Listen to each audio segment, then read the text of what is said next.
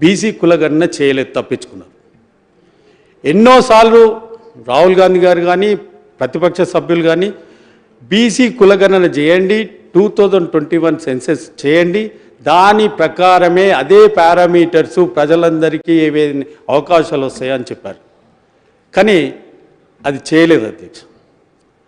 BC commission అన్న పెట్టండి అని ఎందరో మంది సభ్యులు దేశం మొత్తం బీసీ సంఘాలు అడిగినా కూడా ఇప్పటివరకు బీసీ కమిషన్ కూడా అమలు చేయలేదు.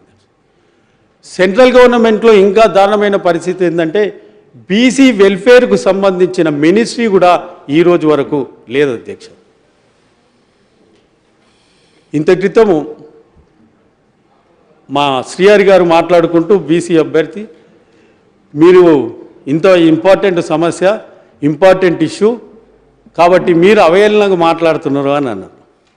బట్ అన్న ఎప్పుడైతే ఈ చర్చ మొదలైందో సీఎం రేవంత్ రెడ్డి గారు 10 నిమిషాలు ఉండి వెళ్ళిపోయినారు. ఆ తర్వాత ఒక మంత్రి కూడా లేరు.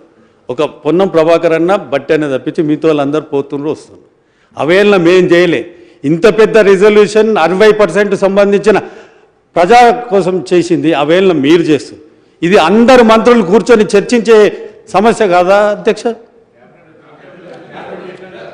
ఇది సభలో మీరు రిజల్యూషన్ పెట్టిన అధ్యక్ష.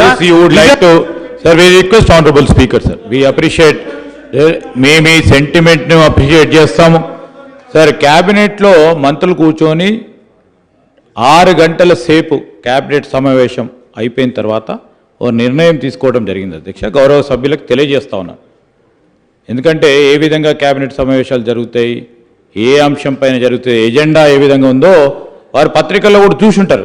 కానీ సభను తప్పుదో పట్టించడానికి ప్రజలందరినీ కూడా ఏదో విధంగా చేయాలని ఈరోజు మా కమిట్మెంట్ అధ్యక్ష. ఈరోజు మా కమిట్మెంట్ విషయంలో కాంగ్రెస్ పార్టీ ప్రభుత్వానికి సంబంధించి ఈరోజు రాహుల్ గాంధీ గారు ఒక మాట చెప్పారు అధ్యక్ష. అదే మా బేస్ లైన్, జిస్కా ఉత్నా సంఖ్య ఉత్నా ఉస్కా భాగ్యదారి అనే ఒక ప్రధానమైన అంశాన్ని ఈరోజు సభ ముందర పెట్టాము అధ్యక్ష. పెడతా ఉంటే దానికి సలహా సూచనలు ఏమనంటే ఎవరు అవహేళన చేస్తూ ఉన్నారు?